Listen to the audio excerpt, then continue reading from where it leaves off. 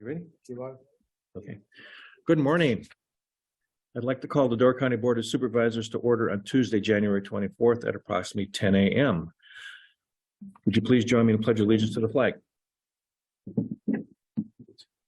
I pledge allegiance to the flag of the United States of America and to the republic for which it stands, one nation, under God, indivisible, with liberty and justice for all.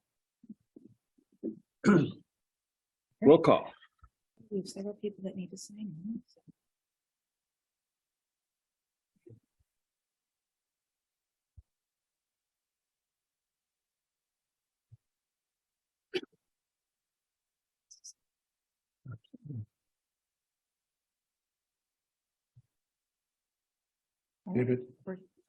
David, you have something. Oh, yeah.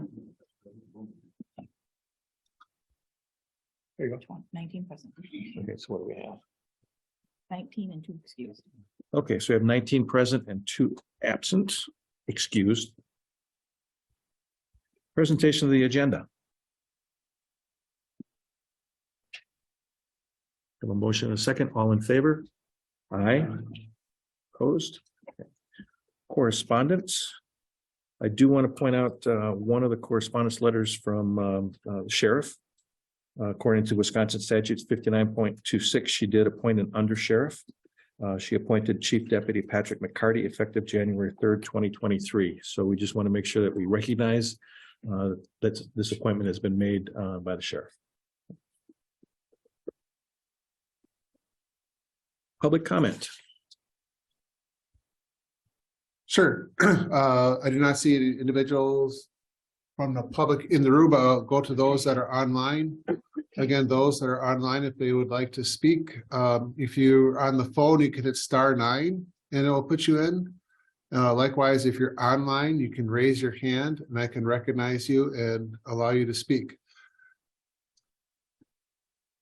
So right now I'll ask 3 times if anyone would like to speak.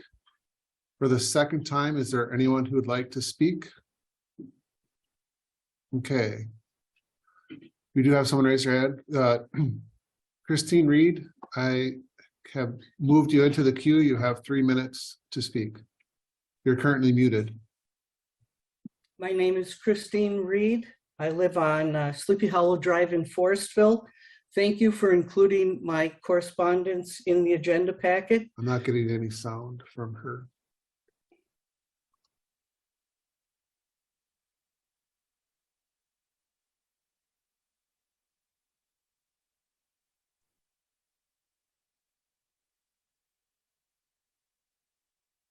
Can you hear me now?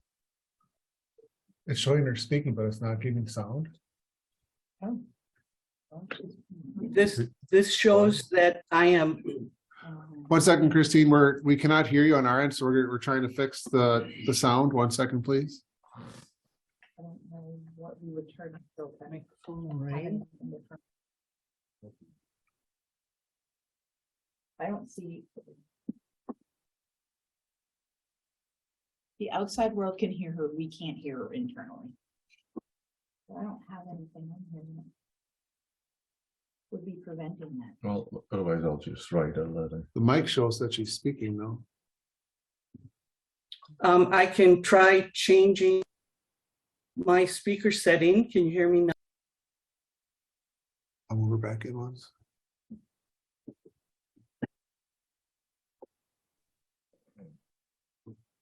I changed my audio setting. Can you hear this? See, the mic is showing her speaking, but it does not picking up her sound through the sound system. There and I don't have anything. I don't know of anything that I could turn up that source volume is all the way to the top. So Can you hear me now? I've been changing my audio settings to experiment to see if.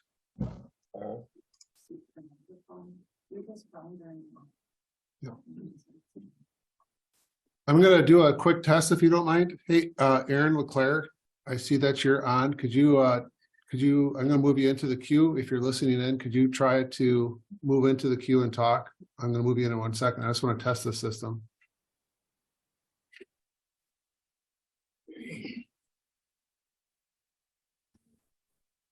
This is Aaron. I can hear you. Nope, I don't have him either. Updates always great. We didn't do any updates. Okay, just 1 second. We're gonna just try one thing here. So everybody on the outside can hear the outside. Yeah. Do you remember what you did? It was, they did test speaker and microphone. Because everyone could.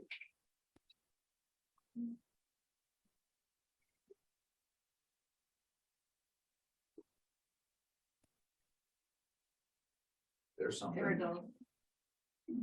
Is it on your end? Is it your sound on your end, Ken?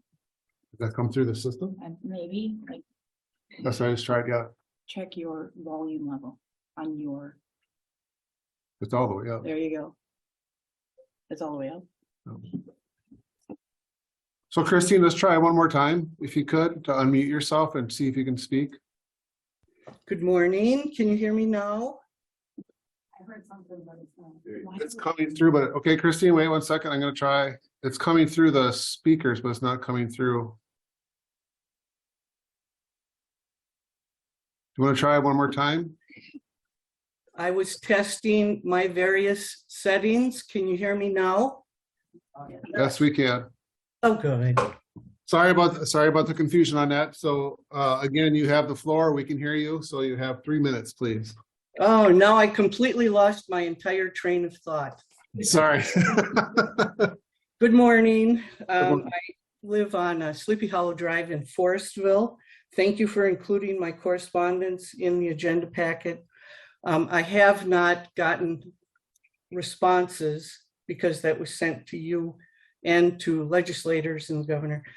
But for now, I would like to know where the county stands on the expansion for S&S. This is not just a DNR issue. We visited the Soil and Water Department to see if the results of the AEM survey had been incorporated into the nutrient management plans. The person that we spoke to said that he did not think that they had been incorporated into the plans yet. That AEM survey has a map. I'd like to put it in the chat box, but I don't want to try to do two things at one time and lose you. At any rate, so I'm wondering where the county stands, what the status is of incorporating the results of the AEM survey into the nutrient management plans. I don't know if the county board has had a really good update on what happens in Southern Door with nutrient management plans. There's over 51,600 acres in nutrient management plans.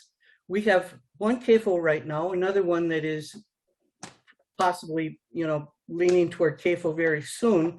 And there may be the impression that what's one CAFO, and it has approximately 7,000 animal units. It's going to 14,000. What's one CAFO going to do?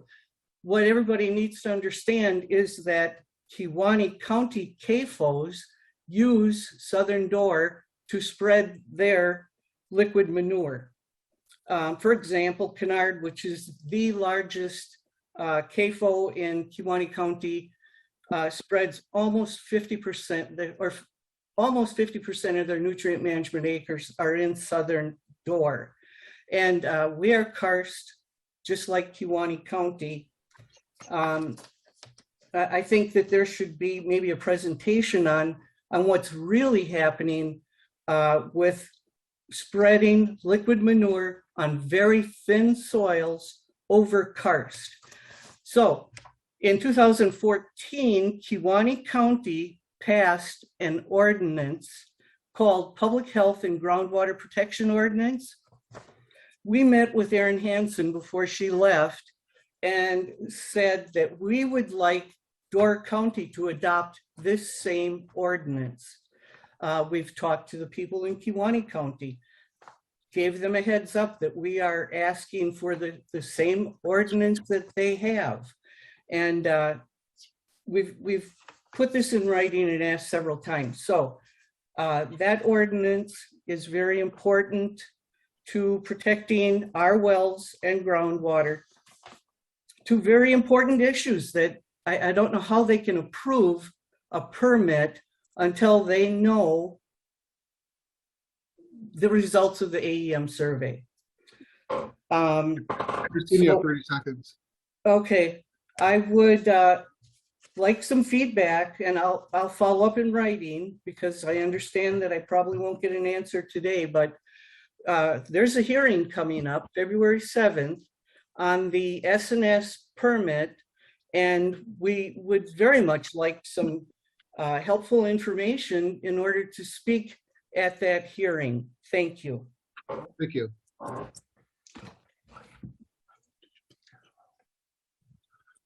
Is there anyone else online who would like to speak?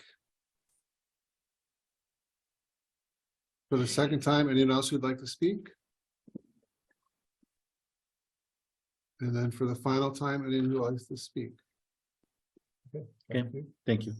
Is there any supervisor response? No. Approval of the minutes of the December 20th, 2023 County Board meeting. 2022. I'm sorry, Little typo. 2022, sorry. Little typo. Have a motion, a second. Any changes, deletions, corrections, grammatical remarks, or other errors? If not, by voice vote, all in favor? Aye. Opposed? Thank you. County Administrator. Sure, nothing major to report this month. The only thing I'll point out is obviously we're starting the new year. And I did update the memorandum that I tried to include with you with all of our capital projects. So you'll see those are all added. As you can note, some of those have not, I guess, started per se. So you'll see just not started in terms of their status.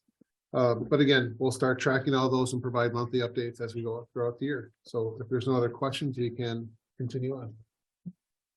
Any questions for Ken? Any business and updates? Resolution 20, I'm sorry, ordinance 2022-14, text amendment Heartland 10 zoning district. Sean, I'll ask you to give us an overview of where we're at with this. Yeah, please. Good morning, everybody. So before I go into where we're at now, I want to remind everyone what happened that brought us here today. The town of Liberty Grove petitioned to amend the Door County Comprehensive Zoning Ordinance such that auto repair and trade and contractor establishments would be permitted in the Heartland 10 zoning district as standalone entities with the issuance of a conditional use permit. When that petition was submitted to the county, the Resource Planning Committee held a public hearing. At that public hearing, the committee decided to recommend acceptance of the zoning amendment to the county board. That request was before the county board at the December 2022 meeting. There was a motion to accept the zoning ordinance amendment requested by the town of Liberty Grove. During discussion, some of the members of the Resource Planning Committee had indicated that they had changed their recommendation, and instead of wanting to recommend acceptance of the proposed change, they wanted the county board not to accept it and to deny amending the county zoning ordinance. There were enough members by my count that a majority of the Resource Planning Committee would then have the feeling that the proposed text amendment should not be accepted by the county. There was a question from the county board, and can we refer this back to the Resource Planning Committee? And ultimately, the motion was tabled until today, in part to give me some time to look into the county board's options. I have done that, and I've come to the conclusion that there are 4 options of county board, or for the county board today. The first being the county board can vote in favor of the proposed text amendment. thereby changing the ordinance as requested by the town of Liberty Grove. The second option is there could be a motion to amend the current motion on the floor to accept with conditions or alterations. Now, I acknowledge that that's going to be hard for the board because most of the board members don't have the background to be dictating or recommending conditions to acceptance or amendments to acceptance.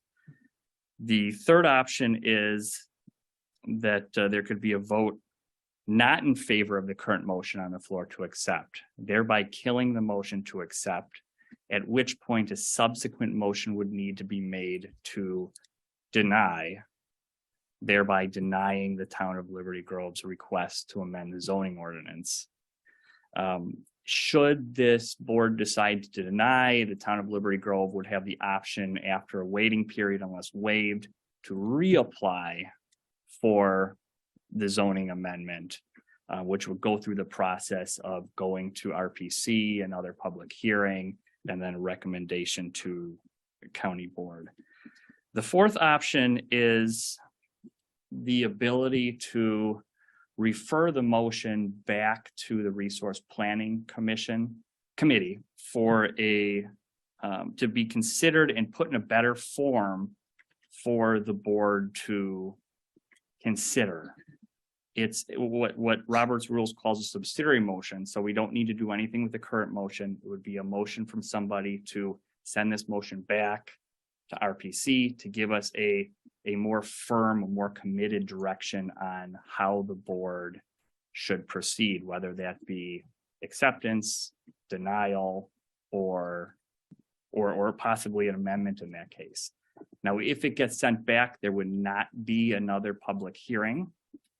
The RPC would consider what they learned at the initial public hearing, clarify their position, and report to the county board at its next meeting for the board to make its decision. Now, I feel that in most cases, the county board cannot send it back to RPC.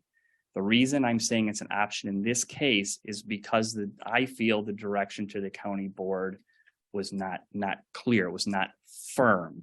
The county board is not permitted to hear public comment on something that was the subject of a public hearing. So it puts the county board at a disadvantage in making an important decision of amending its zoning ordinance. I don't feel we're amending the procedure. There still was a public hearing, public got to comment. We're asking for a clarified recommendation from RPC, and the board will ultimately make the decision whether to approve with amendments, or deny. So I don't want to give the impression that this is an available remedy in every case. Had it been a clear recommendation from RPC initially, my thought that it could be sent back would probably be very different. That I would say, no, you have your clear recommendation. The board has to decide. But I feel in this case, based on the change of opinion of members of the RPC and the importance of this decision and the board not being able to hear public comment on this issue, it would be appropriate to send it back for clarification and a more committed decision from RPC. So that's the fourth option. The board has all four of those options to elect from. Okay, so right now, Yep. as it stands, what's actually on the floor with this? What's on the floor is a motion to approve or adopt the text amendment proposed by the town of Liberty Grove. And that's an open, I mean, that's currently on the floor. It's currently on the floor. We discussion, tabled it, voting, we whatever. postponed it until Okay. today, so it's on the floor. There can still be discussion on the matter. But ultimately, the board's going to have to take action on that motion with one of those four options I laid out.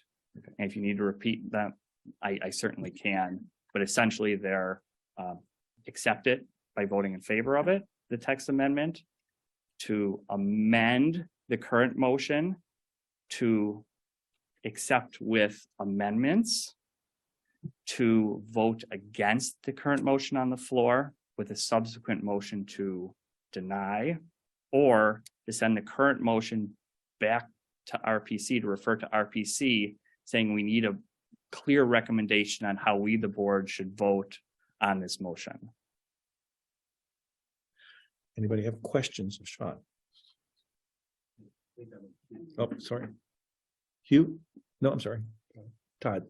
Yeah, so three quick questions here. So, who gives the right to waive the waiting period? Where does that come from? I believe that's an RPC decision to waive Okay. the waiting period. And if I recall correctly, that was a COVID change that was made. Roughly, it's been in consideration for a long time. It kind of amplified it, COVID, yes. Okay, but it's So an part of it, RPC we'll see. decision. So if the RPC were to give the recommendation to waive, that would allow the town of Liberty Grove back at the table, RPC, either to really re-explain or to give more detail as to why they wanted this and potentially have another public hearing, right? Yes, if there was a denial from county board, town of Liberty Grove resubmitted a petition for a zoning amendment change, even the same one, it would go back before RPC for a public hearing process. Now, whether the waiting period is waived or not, that decision would be made by the RPC, but ultimately it would go back through the process of a new public hearing, a new recommendation by RPC, and then it would come to board on that recommendation. Is it proper by Robert's Rules of Orders that if we were to deny this today, if that's what ultimately ends up happening, that denial could be amended to have the full county board weigh in on a waiver, denial with the waiver, so it can immediately come back? Do you want to address it, Mariah, or you want me to take a stab at it?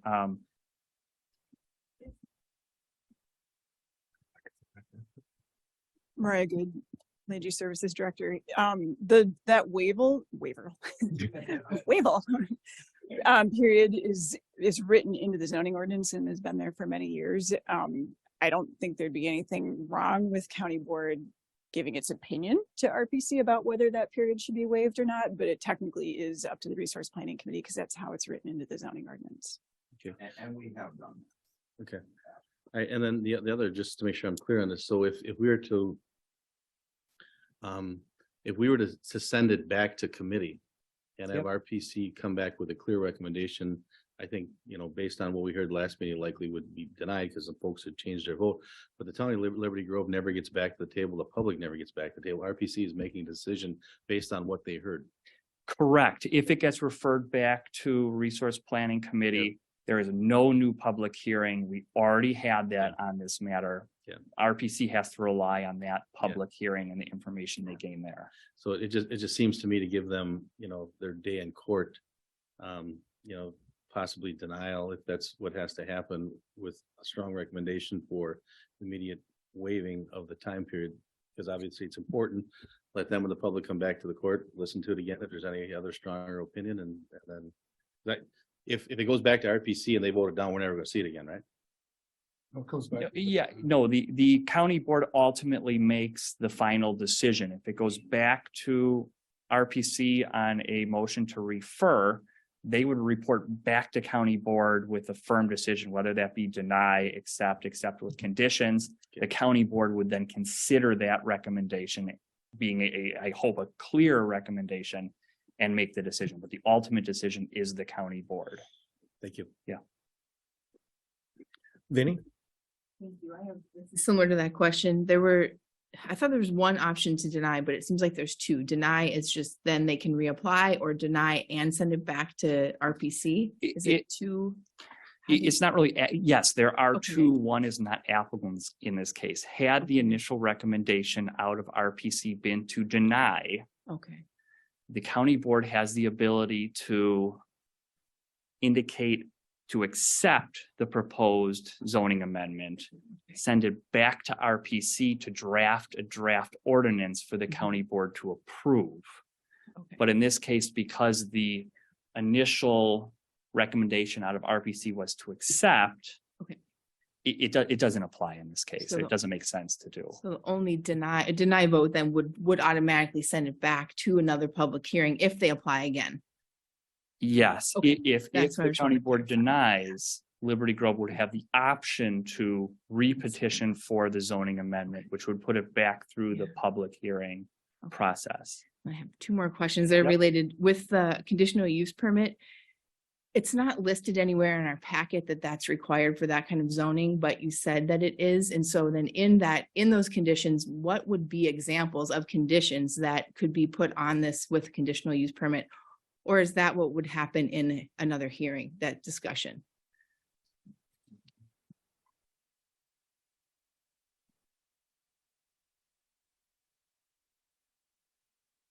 Hello again. So if auto repair or trade and contractor establishments were going to be allowed in Heartland 10, they would show up in the use table with a C, meaning conditional use permit.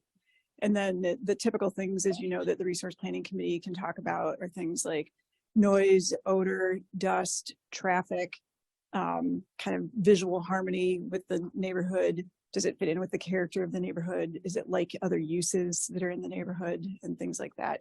As far as specific, sometimes our ordinance has for different uses kind of extra standards in addition to the regular like setback or impervious surface standards or things like that. I can go grab the ordinance, but my recollection is that there aren't really any extra standards in the ordinance for auto repair. And I think for trade and contractor, it might just be screening, but I can double check those if you want. Okay. I just was wondering what the capacity of putting conditions on it would be, but that makes sense. Yeah, I mean, it would be the same as any other conditional use permit. So there's a list of like 17 standards in the ordinance that are the typical questions that the applicant answers. But if other topics come up during the course of a conditional use permit application, the resource planning committee has the ability to attach other conditions if they wish. Those conditions do have to be based on evidence. It can't just be, you know, somebody shows up and is concerned about, I don't know, I can't think of anything off the top of my head, and then they just put a condition on. It's got to be related to something like traffic, actual traffic counts on the road or weight of trucks on the road or whatever it might be. The one I was most curious about would be size. So if, like, for example, an auto repair or a contractor had a huge facility that was, you know, there's nothing you could regulate with that on size. If it's permitted in that zoning district, that was the main one. It would be difficult because if they met the setbacks and the parking requirements and everything else, there'd have to be some kind of substantial evidence presented that that size of that building was somehow going to have a negative impact on the surroundings that couldn't be alleviated by some other condition. Okay, I guess. Thank you very much. You? Yeah, thank you, Mr. Chairman. Sean, just a clarification on number 4, if it refers back to the RPC for clarity, and the RPC would recommend not approving it. If it comes to county board and they agree with that recommendation, the town of Liberty Grove can come back after a certain period, right? The denial is right, so it's. Absolutely. A denial by the county board is the ultimate say that's the denial. Once it's denied, the town of Liberty Grove could re-petition regardless of when that denial, whether it went back to committee first or it was a denial today, they could re-petition. Got it. Great. All right. Thank you so much. Bud? So earlier you said there was no clear mandate or from the RPC.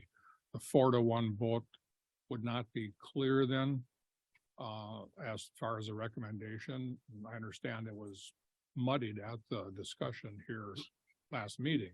So what is that what we're talking about? Yeah, and ultimately it's going to be a decision for the board, whether the board feels it has a clear direction from RPC. Now, the official recommendation was to accept, and then there was some discussion that minds had been changed. So, I mean, there is that. It would ultimately be the decision of the board, though. Do we need clarification from the RPC on what we should do with this motion, or do we have a clear answer from them? Also looking at the size issue, which was discussed last time. At one point, Liberty Grove had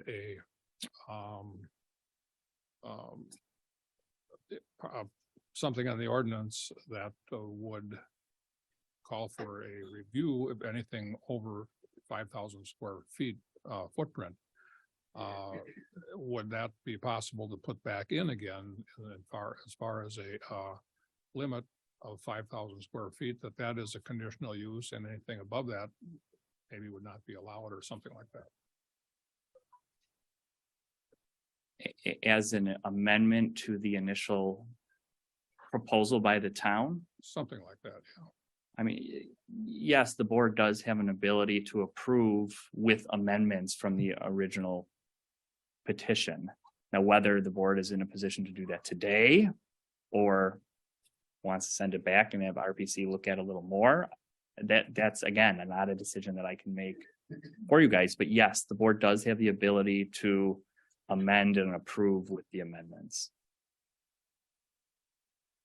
I'd like to correct something that I said. I misspoke about auto repair. So auto repair does have a couple of extra provisions in the ordinance. Basically, the rebuilding, assembly, or disassembly of automobiles, engines, or transmissions on a factory production basis shall not be permitted. I'm not sure how exactly we define factory, but and then any repair, painting, part storage, and bodywork activities have to take place within a building.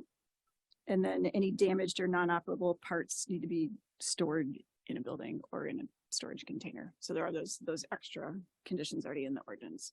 And I was correct about trade and contractor. The only extra requirement that's automatic with a trade and contractor establishment is vegetative screening for outdoor storage areas, parking, and machinery.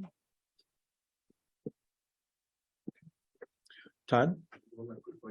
Often about this waiting period. What actually is the waiting period? 6 months. 6 months, okay. So my opinion on this is that the town of Liberty Grove approached RPC in good faith, did what they needed to do to present their case. The public, presented their case, and all parties walked away seeing a 4-to-1 vote, expecting it to be recommended at county board. So due to nothing that the township did or any of the public that commented, it came apart on them. And to deny it and have them have to wait another 6 months to bring their case, I think would be offensive to them. I mean, if I were on that town board, it would be offensive to me because they've never have had an opportunity to speak beyond the 4-to-1 vote. So, for me, if we deny it, somehow guaranteeing a waiver that they can come back quicker than the 6-month waiving period would let me sleep at night. But that's only my opinion. The 6 months seems like quite a long time to make them wait and let them represent, and outright denial without granting that 6 months waiver, I think is going to be offensive to them because again, they had no chance, and due to no faults of their own, it just came apart on them, and they haven't had a chance to defend any of what's going on here right now. So that's my opinion. Thank you.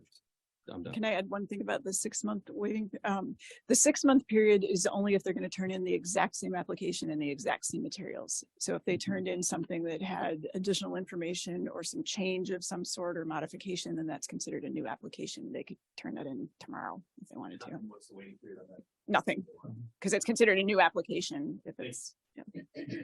Okay, Jeff? Just to make sure it's clear in my mind, the only way that the committee can make a different decision with new information from the town would be for us to turn this down. That would be the only way there would be another public hearing. Yes. And so if we don't turn it down, then if we revert back to the committee, they cannot base their decision on any new information that town may want to present to them. Correct. Okay. David? Yes, just a question. My recollection was at the last meeting that other towns had not commented to this change in the Heartland District permitted uses. But then there was an article in the Pulse, which I believe said that it was almost exclusive. This district was almost exclusive to Liberty Grove. So is that really the only town that's primarily requesting this change, and it doesn't affect the other municipalities that are in county zoning? At this point, there's one parcel in Bailey's Harbor that's zoned Heartland 10. The rest of the Heartland 10 is in Liberty Grove. There are probably 3 or 4 other towns that have Heartland 3.5 and possibly Heartland 5. And so sometimes people rezone from one district to another. And somebody that zoned anything, it wouldn't have to be Heartland 3.5 or 5, could petition to rezone to Heartland 10 as well. So Right. but even it's- though right now it only affects the map of Liberty Grove, it technically changes the text and the options in the ordinance for all of the towns that might end up with that district in their town. But any reference to the other size of the heartland districts don't really apply. The change is only to HL10. With this change. Right, but somebody that has, you know, a Heartland 3.5 or Heartland 5 lot could petition to rezone. We did hear from a couple of towns during the process. The town of Sturgeon Bay and the town of Washington both voted against it. Town of Liberty Grove was obviously for it.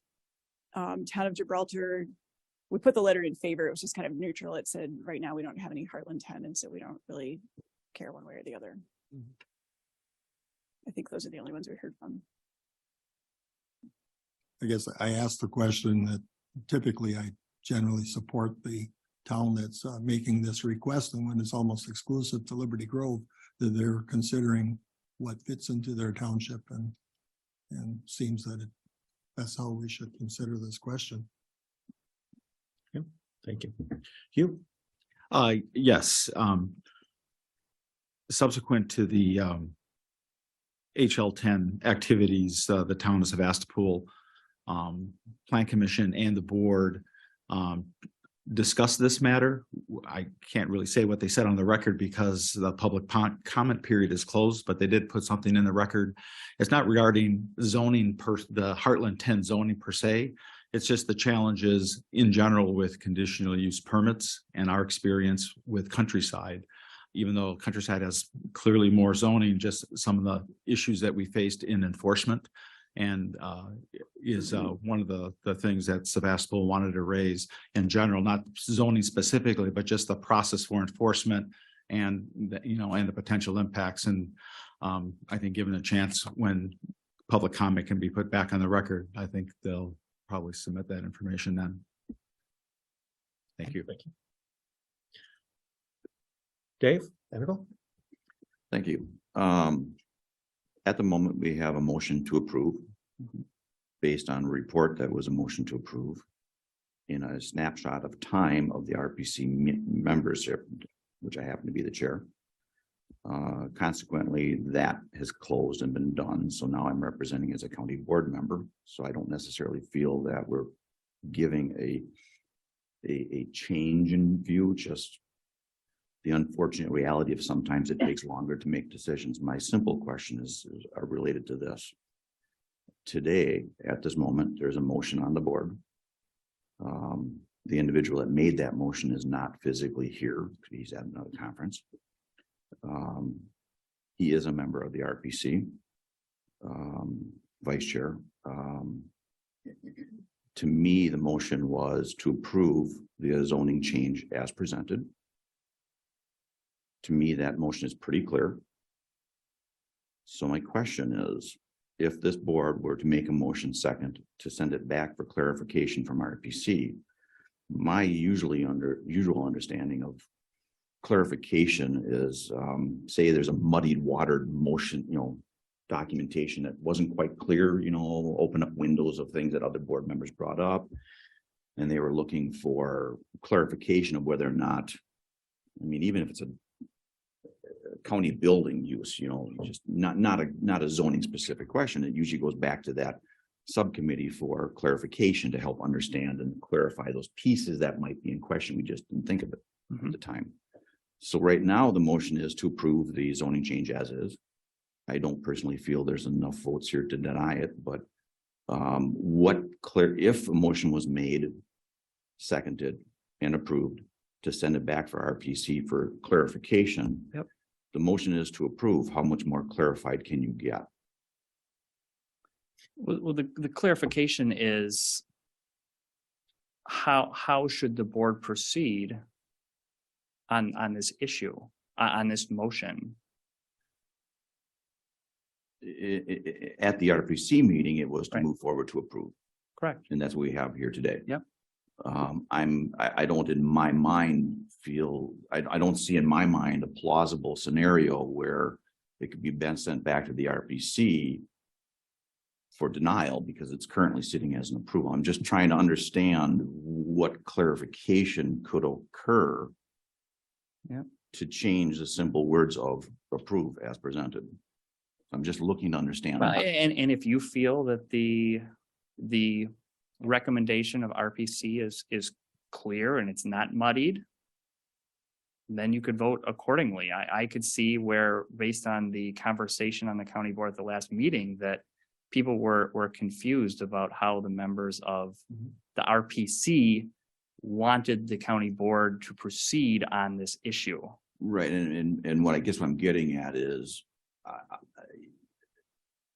I'm looking for an understanding that if you're right, if we had a window of time been allotted to think more about it, I believe the RPC would have made a different recommendation. It is plausible, but that's a snapshot in time. I'm trying to figure out, in my mind, if there's a plausible belief that it could be sent back to the RPC recommending denial, which is the opposite of what their initial recommendation was, in my mindset. And again, I'm not necessarily believing that we have enough no votes here to deny it. In my mind, it would be more clean, much to the effect of what Supervisor Thays was saying, which is go through the normal process, vote on it. If the approval stops, then we go through the next step, which we have to provide something, right? And the county board typically would offer either a motion amended or a motion to deny. If the motion that would be coming up would then be to motion to deny, then the other set of triggers event. I know personally, this would be an item that if I was on the RPC in general, I would say the discussion would come up at the next meeting, and the waiver of time, as the planning director had indicated, that they can make a recommendation to waive that time. I think that would probably pass. And I think that would be cleaner than sending it back to RPC to clarify a 3-word sentence. Either are options. Just to be clear, this Mhm. goes back. Yeah. Okay, Go ahead, just hold on, Commissioner. hold on. Okay. What Were you gonna say something? Referred back to RPC for clarity. Can they change their vote? Can they change the? The recommendation, well, and that's why we could send it back, is because what is the recommendation of RPC? Now, some people may say they recommended approval. That's what it is. Yeah. I mean, in my mind, it's not so clear, and I want the board to make decisions on clear recommendations. Yeah. So for me, the only reason to send it back would be if they could change their vote. If you can't change their vote, then you're just wasting time. You know, you're just going to come back and say the same thing. So. Okay, Vinny? So looking at the web map, Heartland 10 looks like it's the largest zoning area in the town of Liberty Grove.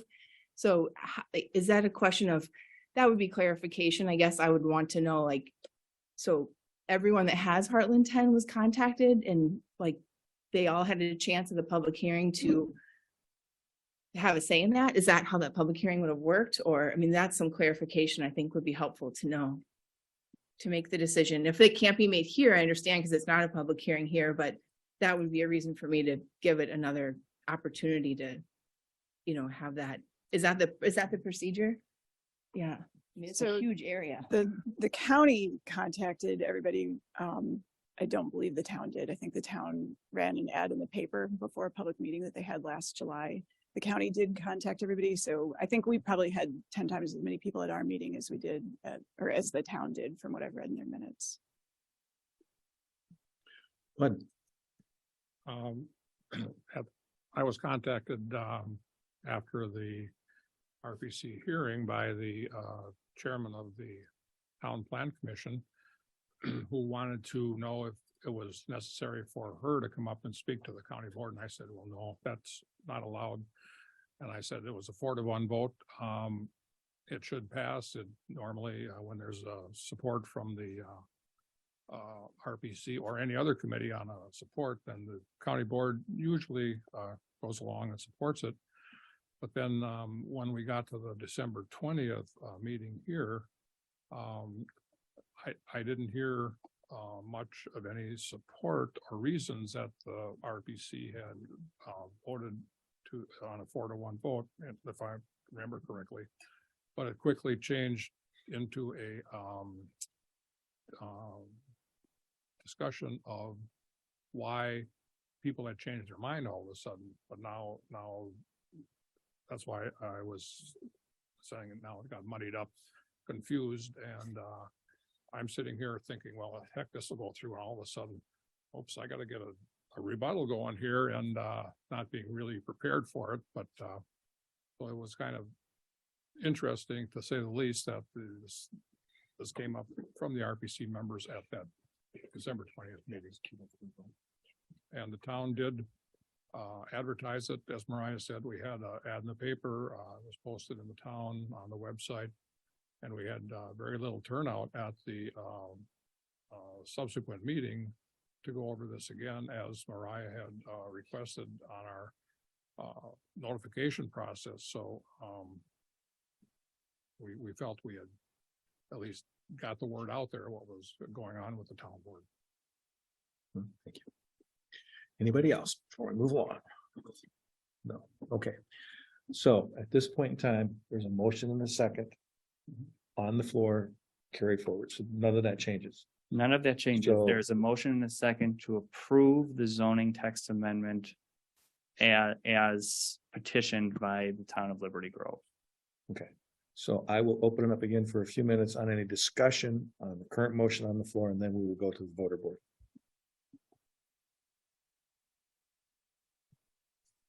So.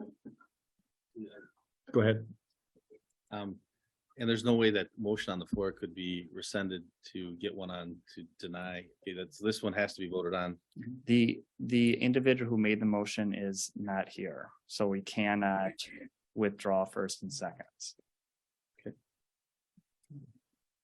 Dan? Yeah, it seems like the solution is start over and waive the time period to start over. How do we achieve that?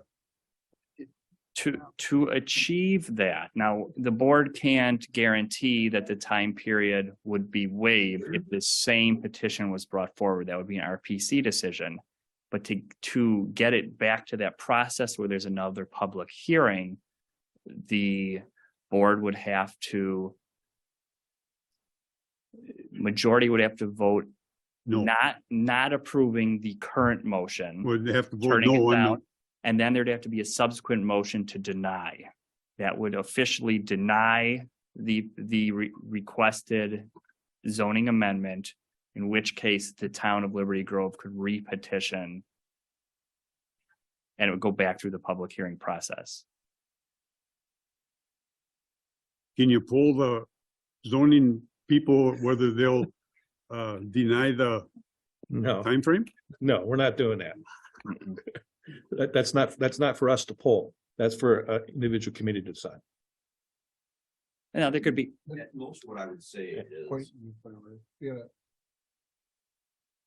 at most, what I would say is, if it was denied, it would more than likely be on the agenda for the next RPC meeting to discuss.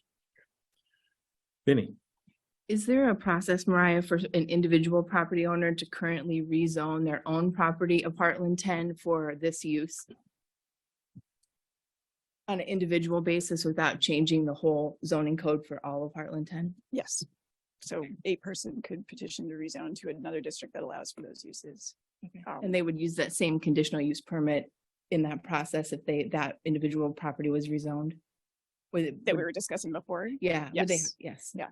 I'm not sure I understood. I think it was what you said, Supervisor Enigal, about if it's denied on the county board floor today, the RPC is not going to, well, okay, if it's denied on the county board floor today and the Liberty Grove Town Board turns around and requests a waiver of the time frame, then yes, we would talk about it at the next meeting, but we can't just put it on the agenda to talk about without something from the town. That was my. And then it would take longer than that to schedule the hearing, but Part of that question, what's the cost? or property to do that, to rezone their individual property for one of these uses? I mean, just I'm just trying to gauge like how difficult that is, if it warrants changing the entire zoning district, or if it could still just be done property by property. I think the rezoning application fee is $750. I think that's right. Thank you. Thank you, Mariah. Okay, we're gonna go to the voter board.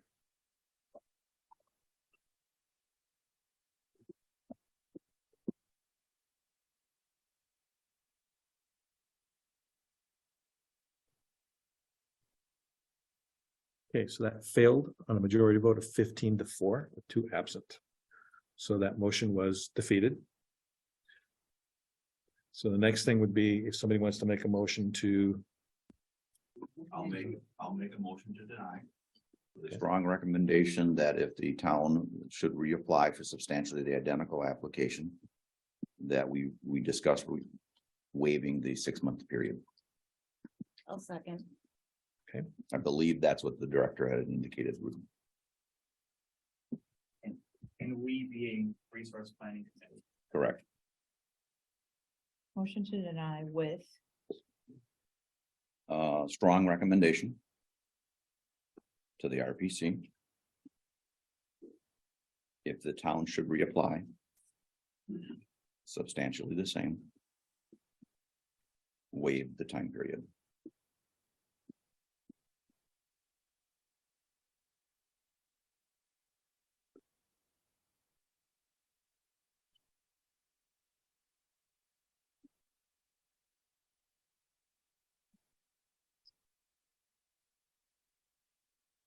And then just make sure the director says the wording makes sense.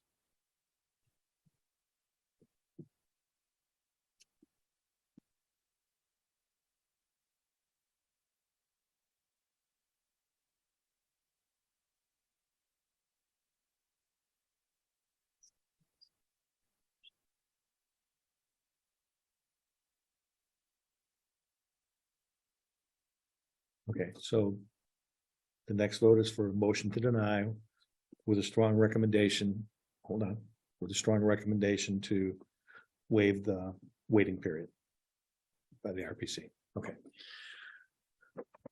Nancy, Can I recommend you also waive the fee for the town of Liberty Grove? I mean, because they're just coming back pretty much with the same thing and another $750. This seems a little. I don't know. Do they have to pay that fee again, I'm assuming?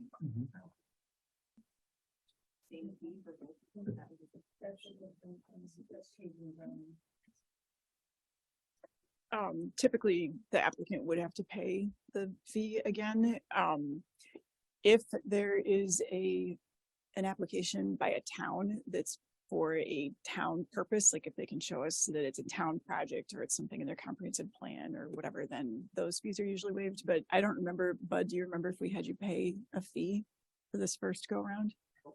I don't remember paying a fee. We might not have paid. I mean, you can recommend to waive it, and if we would have waived it anyway, it doesn't matter, but I guess. okay. Morgan, did you have something? No, I was just. Well, I guess I was gonna clarify that that's $750. That was if an individual person rezones their property, correct? Right, it's the same. Okay. That's all. Okay, so we're back to the motion to deny. Wait a minute else. Wait, hold on. David? Morning, I'm a little confused here. I thought our action on the previous vote was denying the recommendation. And now Mr. Hennigel's motion is to deny, which we already did, isn't it? Not. Sean? The county board has several options. They could approve and amend or approve with amendments or deny. This is just clarifying what the action of the county board is. It's not because the board voted not to approve as petition, but there still are more than one option. We just need clarification on that it is a denial versus and approval with amendments to the requested zoning change. I know it's silly, but it's just to get a very firm recommendation out of county board. Dave? Just to that point, my classic understanding is that we as a board are given three choices. Just because the first choice fails does not guarantee the opposite of that. So that's what you're getting at, is we still need to take a vote on this topic, period, in order to close that event and move forward with that event. Okay, let's go to the voter board.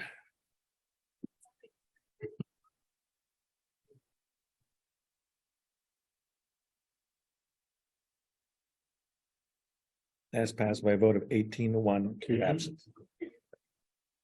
Thank you.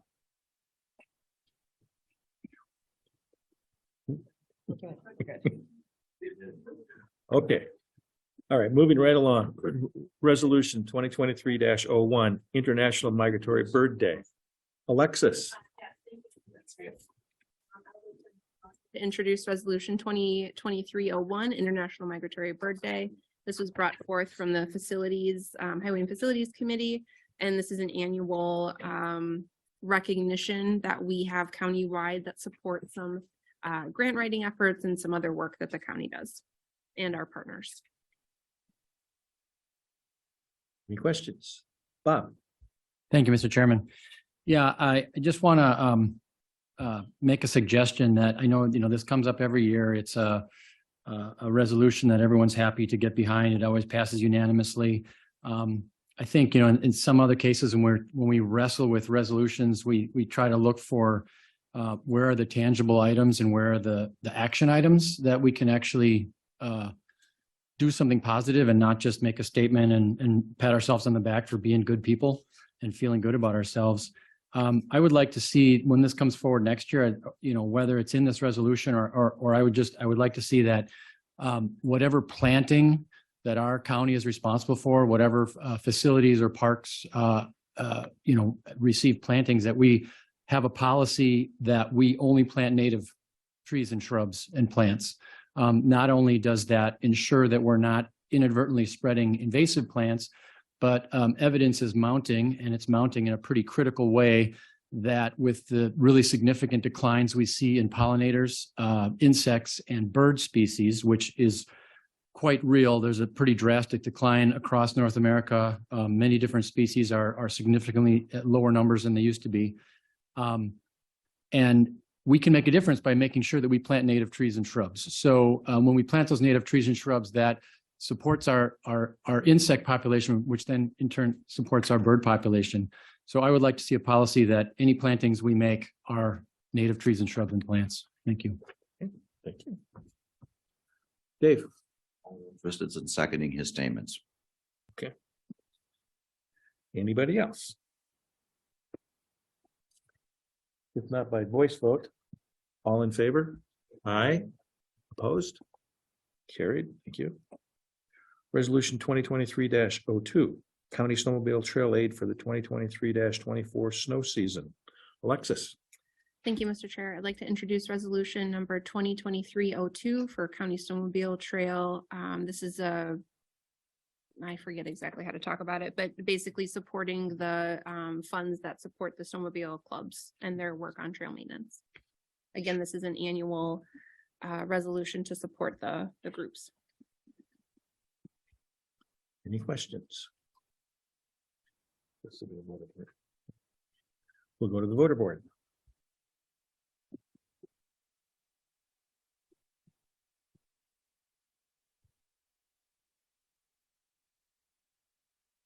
That's passed on a vote of 19 with 2 absent. Thank you.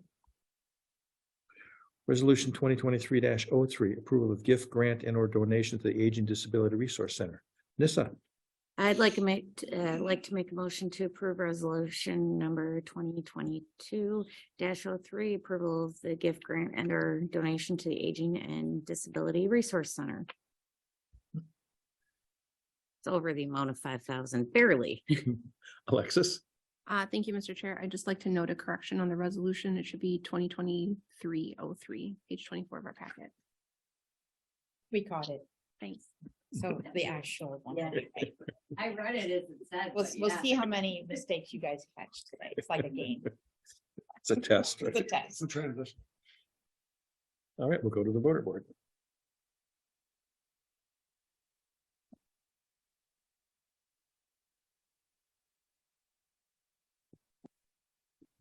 Mr. Bays and Mr.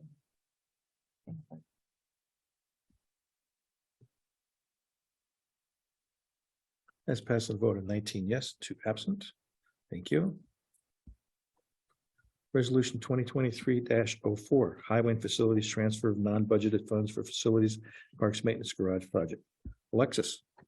Thank you, Mr. Chair. I'd like to introduce resolution number 2023-04 to support the maintenance garage project.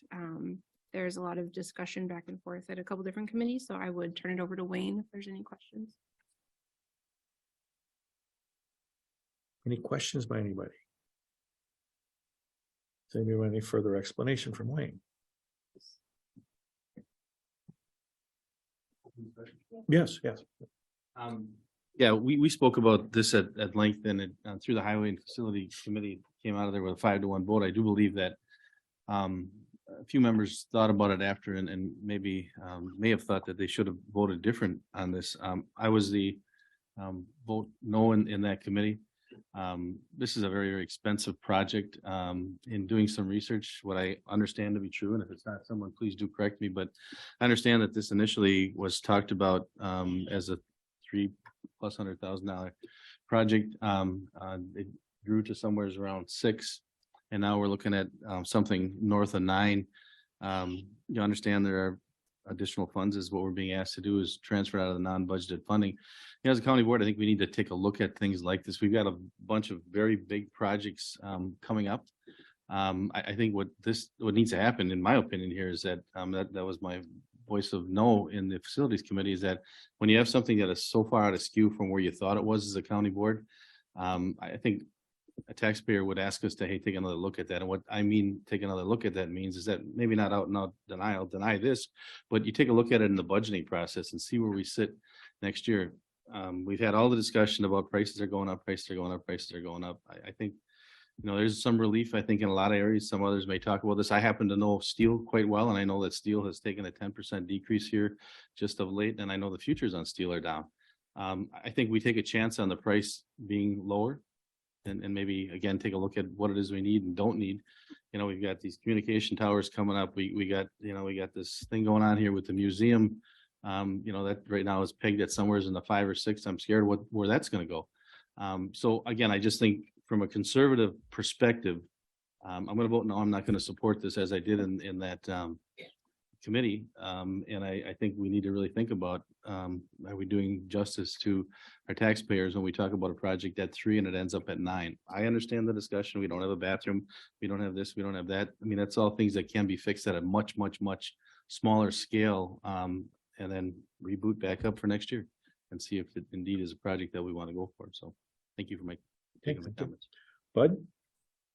I have concerns on that too, because we're right around the 900,000 mark now, and once you start tearing into a existing building, you find things that you didn't plan on, as we did at the town hall when we remodeled 5-6 years ago up there.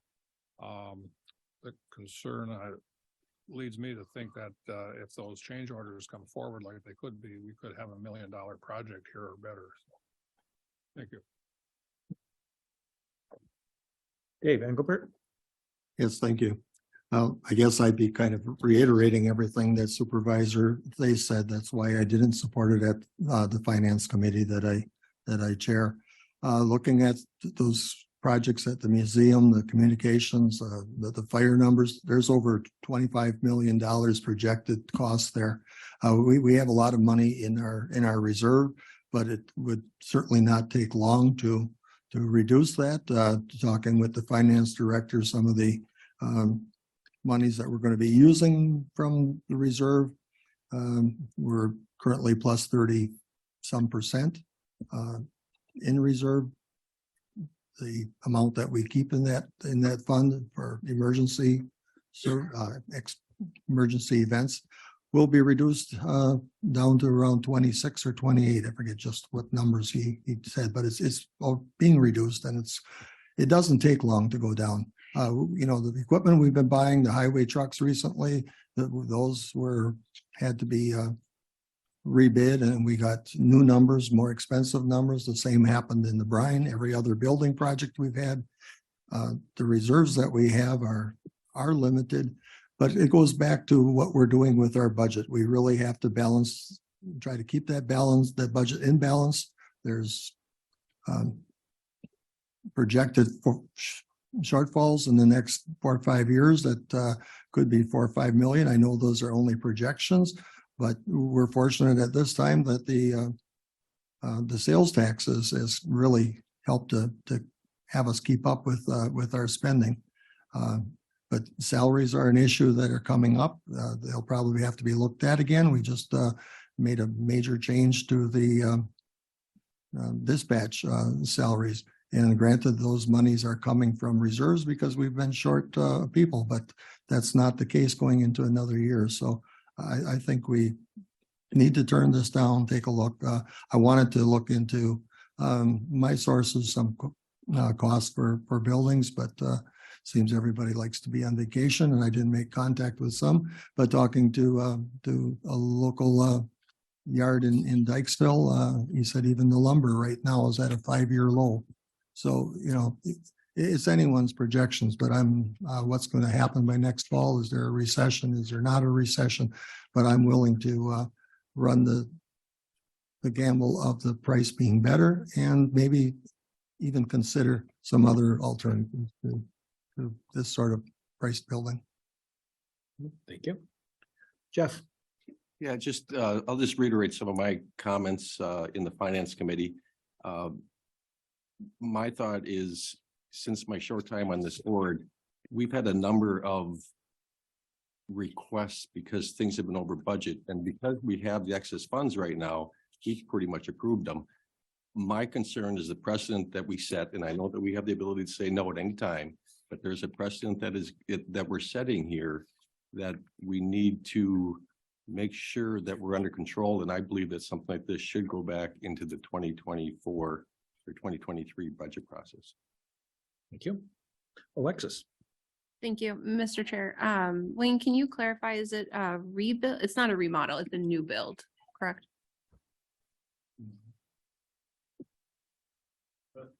Remodel in addition. Okay, thank you. Nancy? I'll admit I was all for it at 300,000. At 900,000, I'm not so much. I think we're getting carried away with our spending, and I think we need to hold the horses, as they say, and maybe watch a little bit closer on what we're spending. Thank you. Okay, thank you. Vinny? I just didn't know if in the committee level, was there information about, and I did not look, I apologize, but is there a precursor paragraph as to the history of this, like when the need arose and what the need is? Is it a new need? Has it been needed for 10 years or 5 years? Or I don't really have a scale of way of saying like how much need, what is the need for this and where that's at? So. That kind of, you want me to do? Okay, so, no, this isn't a new need at all. You had this need when you were airport and parks, and the parks ran out of the airport, right? And so your county board has been struggling with this for probably 15 years to have an adequate facility to run the parks out of. So they were kind of running it out of a hangar and some airplane spaces that they maybe should be, maybe shouldn't be. So we fast forward quite a bit, and all of a sudden we are combined departments, right? We went through the buildings and grounds, and then so now we have the highway and facilities committee, and then we have facilities and parks as a department, right? So I was asked to bring this forward. The initial scope, you're absolutely right, was around $300,000. And so the initial scope was just to remodel the existing square footage to put in a bathroom and a sink. the direction back through committees and processes and understanding is to redesign this for a 50-year building into the future, not to just put in a bathroom for the 3-year fix and some water, right? To just take care of the people. It was to look forward a little bit into a 50-year building as to how a facility would support the parks and our environment and everything that happens in the parks, as well as facilities. So we don't have an off-site space for facilities. That's a maintenance building. We have a couple of small garage areas within the Justice Center and this building that we kind of do some stuff. And then sometimes right now, we're fortunate we have the Yonkers building, so we can go do some painting over there so we don't have fumes and things like that. So this facility becomes that facility for both parks and facilities long-term for the county. So that was the direction we pushed the project. And yes, there was absolutely scope creep within the project. I would not deny that at all. That's where we're at. Does that answer your question? Yeah, I think that is that. Yeah, I just didn't really have a memory of it or a perspective of what Sure. you have now, how it functions and what the need is and how this could meet the need. Because Yeah. I support the parks and want to support whatever parks and facility needs. I just wasn't really clear on what the need is. So thank you. A different supervisor have asked me, can we still operate as a county and try to provide all the services we provide to our 20 parks plus the other facilities we do and all the buildings? Yeah, our people are going to do the best they can with what they're provided and employed to do. There's no question in that. They're not going to stop doing, right? But this is the look towards the future as to how I was asked to present this and bring it forward. Hugh? No, I think the question was answered relative to scope creep, because that's, when it's one thing to be able to justify something on inflation, but this is more than an inflationary increase. And I'm just wondering, as part of just the facilities in general, do we have a way of auditing or just seeing, are all our buildings utilized? For example, if I think of the highway department, as far as the mission and type of trucks and vehicles and those sorts of things, that's kind of consistent with a parks department. Is there space there? Is it more convenient to add on to, an existing building there where you don't maybe have the risk of unearthing something that, you didn't know you had when you're doing a remodel? I'm just wondering, relative to looking at those options there to kind of make sure that the costs are prudent. Thank you. Elizabeth? My rationale for supporting this at the committee level was that anyone who's built has been building or trying to make the decision whether to build now, later. Certain things go up, lumber, steel, whatever, but generally everything is going up incrementally, no matter whatever you do, the final cost is going to go up, was my thought. And this is something that we needed to have eventually. And it felt like having it done now is the better gamble than waiting if this was the best way to build it. So that's why I supported it initially. Thank you. Joel? Yeah, thank you. I supported this also at the committee meeting and then kind of left that meeting like, what the hell did I just do? That's not how I would do something myself. If it was when David had made his comment about your personal stuff, and to have something increase 300% despite what's going on in economic flavors right now.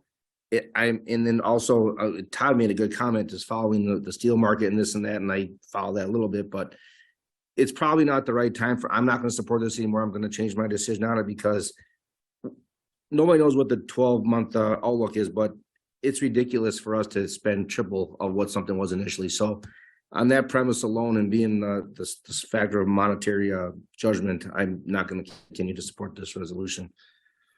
Thank you. David? Yes, got to pause here a second. Oh, Mr. Zettel's comments on that's something that I've given some consideration to, not being on the facilities and parks committee, but maybe something like this could go to the highway shop if they have room or an expansion there. There are mechanics there. There's different ways of handling projects. Initially, yes, years ago, this was at the airport and those divided up and is combined with facilities, but I think we need to explore all our options when we're looking at something as expensive as this. Thank you. Thank you. Dave, Anigo? I echo just about every comment made in reference to postponing this work. Supervisor Thays has a long history of dealing with certain aspects of construction. In my world right now, these numbers, some of those numbers are dropping like a rock.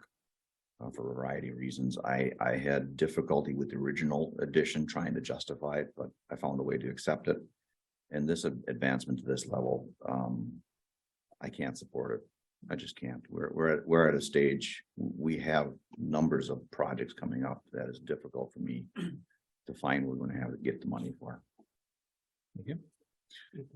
Sure. Just one thing, I am totally supportive of whatever the boards decide, but I guess it's the one thing I want to clarify.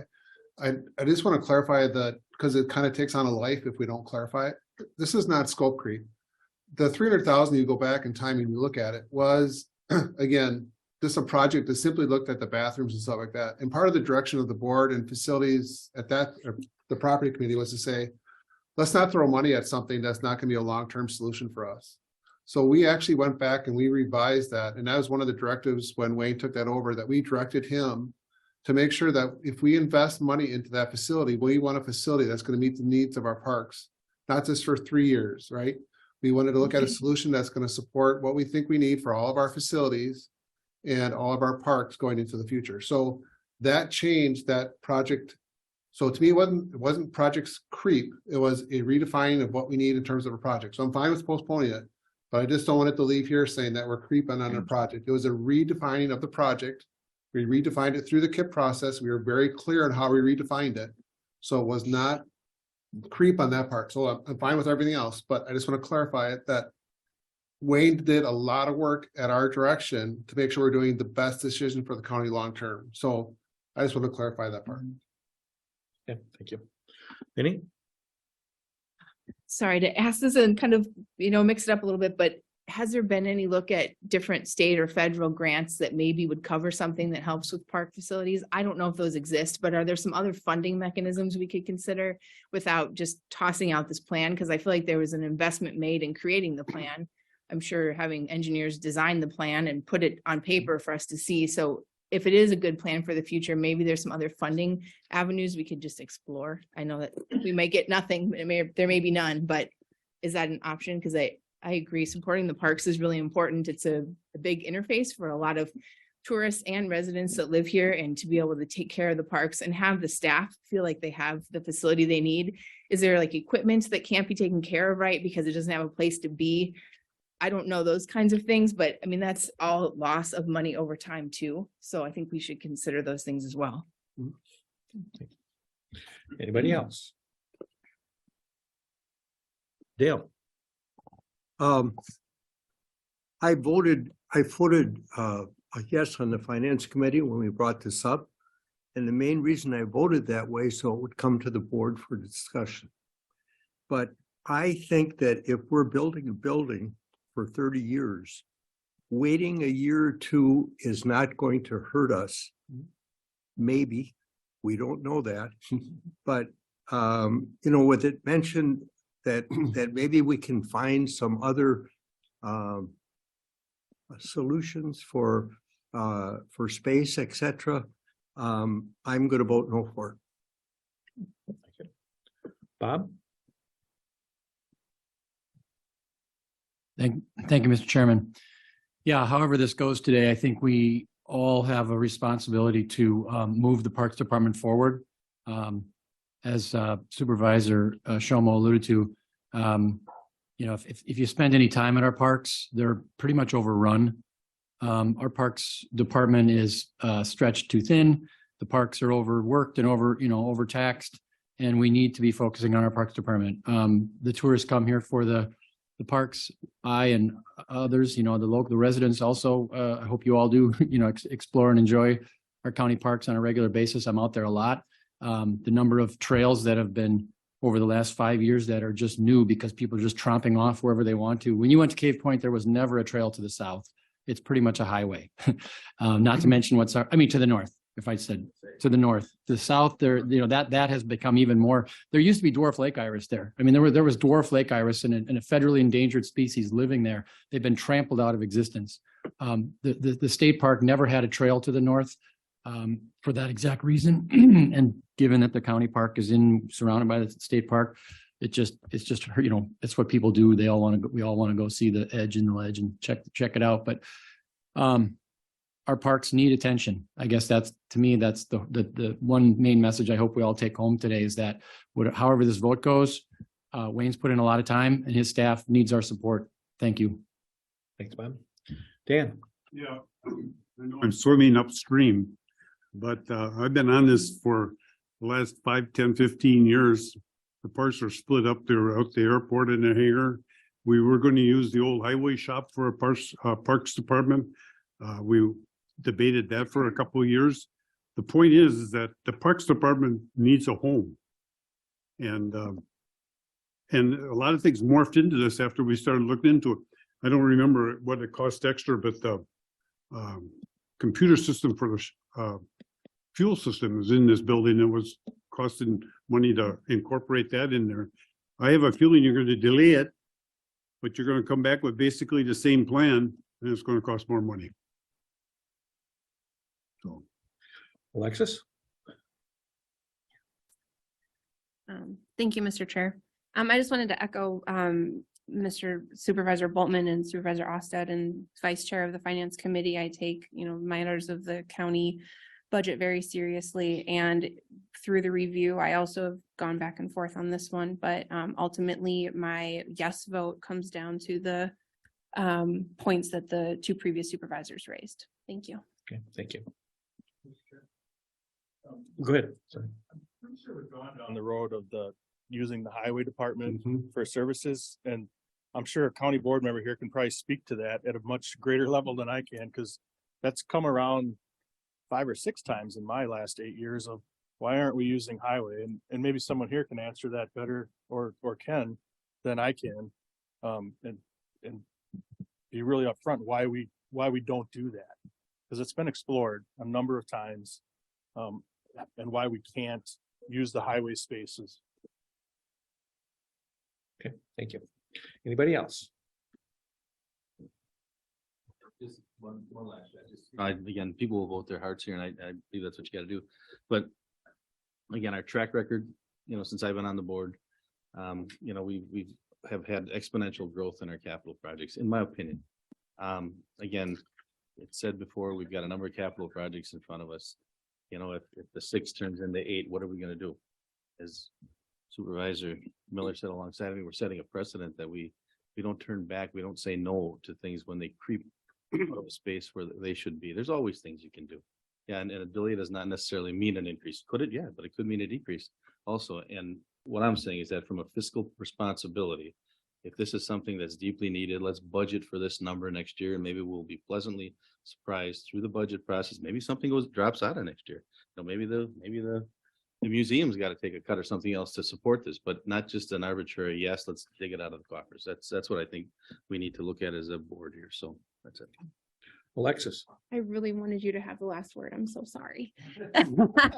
I really wanted that to, I'm sorry. But I'm glad you raised that, because as I was talking to my neighbor here, I remembered another point that I brought up at finance, and it's just philosophically, I mean, no offense to others that feel this way, but I just feel differently about the budget and pulling this out of the coffers, because we have other needs that are ongoing expenses that I feel in my lens that we need to save room in the budget for, where we already have the, taxpayers have already paid this money, so to say. So that's why I just, naive, inexperienced, whatever it may be, I have a different philosophy about putting this in the budget rather than spending money we already have to support a project we desperately need. Thank you. Last discussion. Vinnie? And I think there's a case to be made for fiscal responsibility of not letting something go more than 15 years and saying we want to keep being fiscally responsible, so we keep pushing it off. So I think that's another side of being responsible, is taking care of the departments and their needs and not taking that long to do it. It's easy to say that now, that we want to be responsible and pass it on to the next people that sit in these seats. But if that's already happened for 15 years, I think we should vote yes. Thank you. Okay, we're going to go to the voter board. Requires 2/3 vote.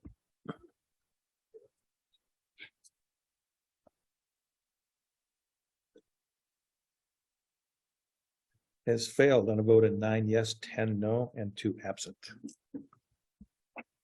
We are going to take a 10-minute break.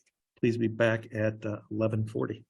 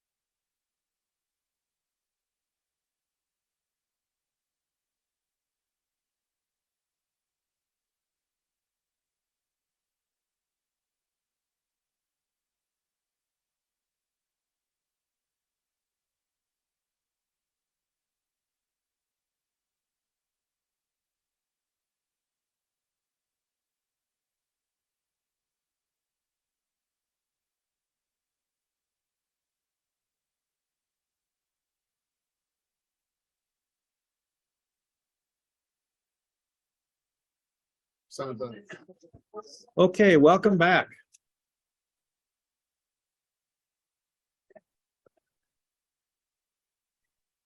We are now back in session. Thank you.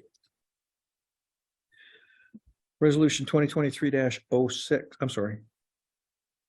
5-5, grant approval of grant from DATCAP for farmland preservation planning, Door County Land Use Services Department. Dave. I make a motion to approve resolution 2023-05. If there's any questions, the director is in the back. Bob. Thank you, Mr. Chairman. Mariah, I wonder if you might provide a little insight as far as sorry, let me get back to.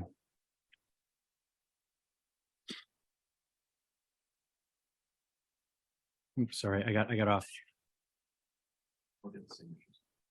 Scroll to the wrong thing. Sorry about that. All right.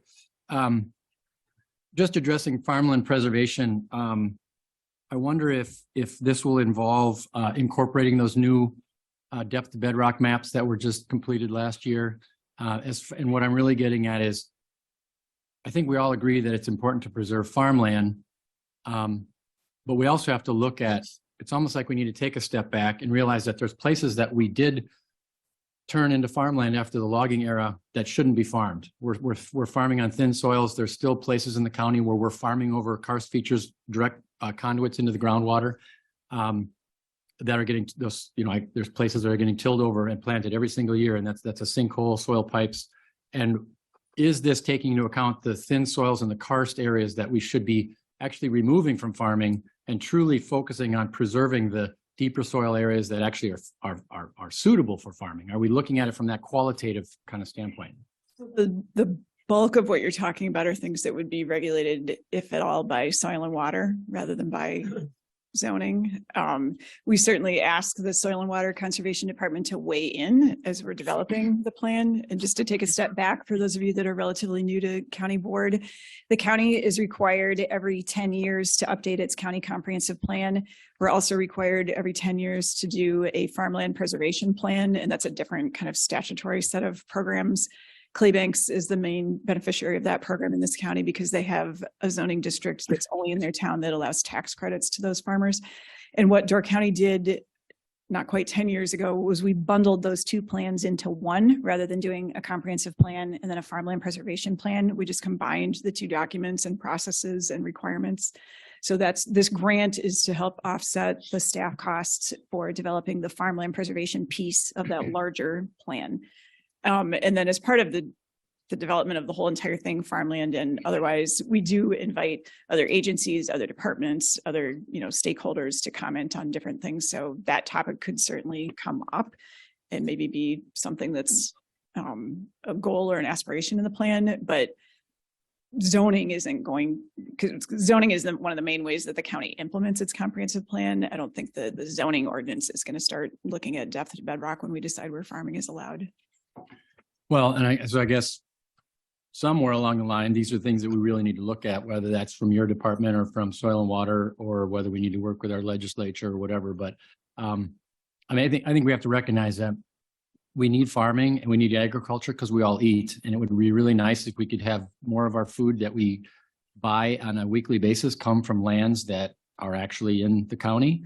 And that said, we have a real quality issue given our karst landscape and our glacially scraped landscape, where depth to bedrock is depth to a very porous bedrock is often very thin. So again, I kind of, this is for all of us, I guess, to be thinking about, but we need to be pushing this forward, that we are incorporating the latest.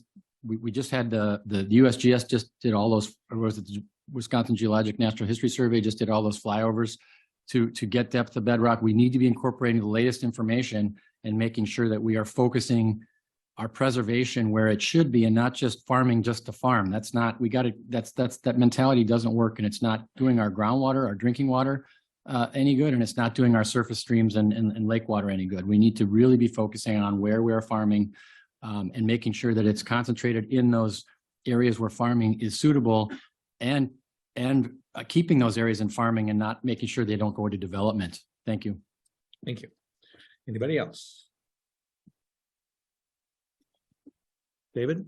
Yes, thank you. I guess just to give a little more information back to Bob, it was initially the Farmland Preservation Program, and Claybanks was the only town to adopt it. I think almost the entirety of Kewaunee County did. And it went back to the time when assessments were done differently and taxes on farmland were too high, and in an attempt to direct some development to other areas and limit the amount of property taxes paid on farmland, the Farmland Preservation Program was developed, and there was a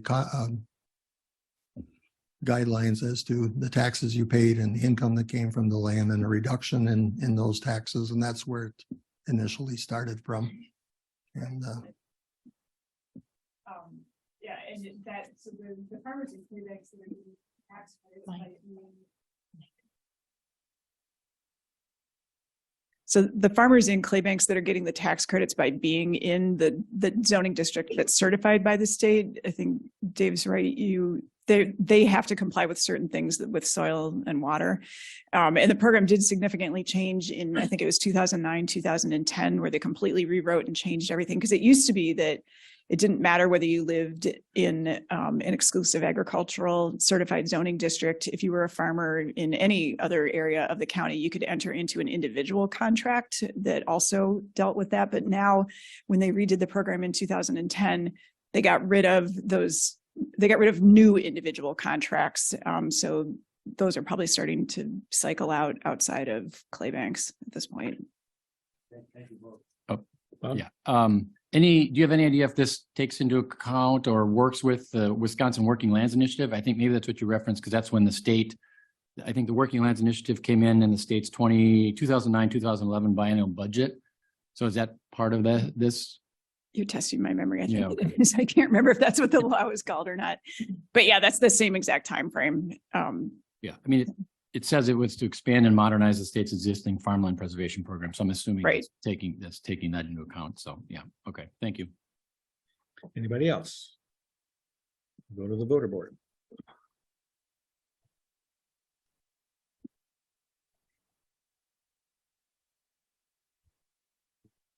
As fast as I'm voted 19 yes, 2 absent. Thank you. Resolution 2023-06, amendment to the Door County Administrative Manual, section 2.17, unpaid leave of absences. David? Resolution 2023-06, the amendment to the Door County Administrative Manual and section 2.17, the unpaid leave of absence. Those were discussed at the administrative committee level, but I will turn to our administrator or HR department to explain them further. Thank you. I'll take the first crack, and I know Kelly can back me up. But just the quick version is that what we are doing is we're making it more clear in our policy of how we handle individuals that take leave. And then how do we handle that once the federal leave requirements are exhausted? And how do we handle those individuals moving forward? We're actually clarifying this for twofold. One is for obviously our employees to understand what our policies are, but then also too, on our back end side, we actually work with our insurance carriers. They look at how we handle our policies, and that's what's used to actually bid out two parts of our insurance, obviously our coverage, but then also what we call our stop loss. And again, this policy could affect those items. So again, this went through committee. We try to explain how that policy works in terms of how we handle that with employees going through. So if we need to give an example, we could. But first I'll see if there's any questions before I do that. Alexis? I had a comment on this one and the next one, employee compensation. There's resolutions without any supporting documentation. Yep. And while I appreciate that we could go back to the admin committee packet, there's no record of what, because those minutes haven't been approved, there's no documentation of what changes may have occurred today. So I'm just gonna have a hard time voting on this today, and I'll vote no unless we want to bring it back next time with supporting documentation.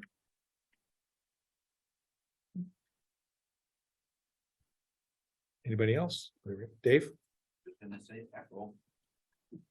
I don't like it when we don't have supporting documents there.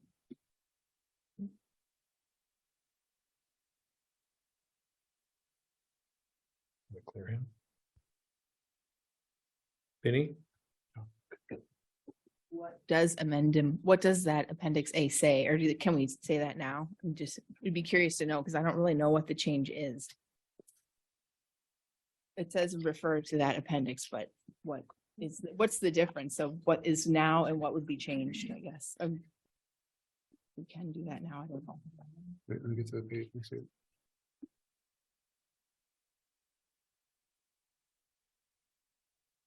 And then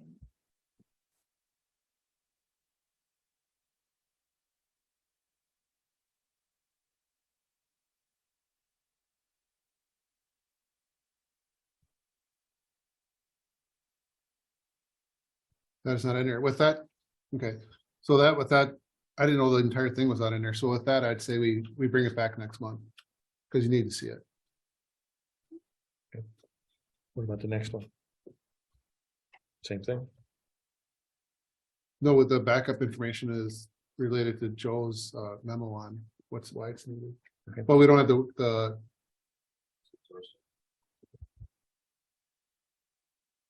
That's not in there either, so. Sean?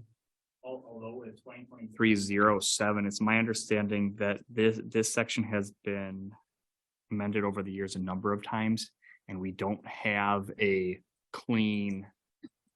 I mean, it's amended in resolution, but there isn't a single document that was going to be developed through. I mean, it was going to be codified during policy upcoming, but I don't know that we have the full document. We just have resolutions authorizing certain changes. So I don't know if there is anything at this point to come forward. Okay, so the first one we can bring back, the second one is that Joe? Yes.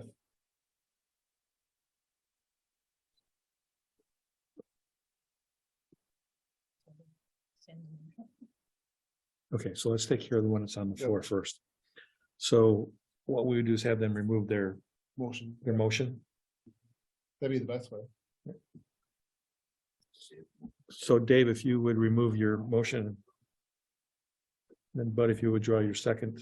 I'll withdraw. Can I withdraw that with a recommendation that it go back to the administrative committee for Okay. further development and. Okay.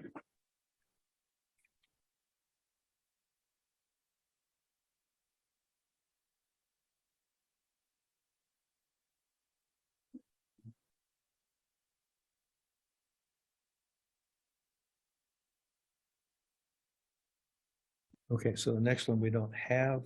I propose we do the same on both of those. Again, we can, sorry. I propose that even though we have Joe's memo in there, we don't have the way it was adopted in terms of the rate. So it has his proposal, but we don't have anything showing what was actually formally adopted. So I guess I would propose, and again, we can, if it's the pleasure of the board, because I know these individuals are doing that, we can go back and calculate the proper back pay if so adopted.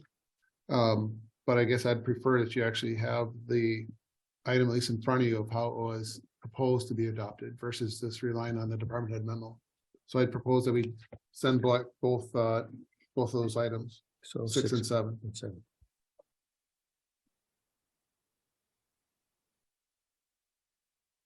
Okay. Resolution 2023-08, approval of transfer of utility tower to Door County and termination of land lease agreement with Wisconsin Technology Networking LLC. Alexis. Mr. Chair, my tablet's not working. Oh, I tried to make a motion, but I couldn't. I'd like to make a motion to introduce resolution 2023-08, approval of transfer of utility power to Door County and termination of land lease with Wisconsin Technology Network LLC. My understanding of this is the company listed there is essentially vacating the tower and turning it back over to the county for management. This is a critical tower for our public safety needs, and if you have any questions, I'd be happy to answer it. Sure, go ahead. It did go through committee, and the committee did request that we got the inspection reports for the towers. And those were all submitted by them, so there is no critical issue. It's actually a newer tower in the first place, but we got all the inspection reports. There are no known issues with the towers in terms of maintenance or any critical features on them based off those reports submitted. So that's one thing that was requested by the committee, and that's why we're comfortable bringing forward now. Bob? Thank you, Mr. Chairman. Where is this tower located? This is the tower that's located by the ADRC behind emergency services. Thank you for the reminder. Thank you. Dave? So this basically turns over 100% control of that tower back to the county rather than just a land lease agreement. So any future interest by third-party entities would have to come through the various committees. If I remember correctly, the tower was actually owned by the other entity, and they had control over entities as long as it didn't interfere with our obligations. Okay. The towers being, if approved, would be turned over to the county with no other items on the Contingency. tower. Everything else, there's no other carriers so this beef right now, unless we choose to go for bid for sharing the tower itself, no other communications would be on there except for ours. Essentially, it'd be Point it's equivalent to the other towers we own within the county. Correct. Anybody else? We'll go to the water board.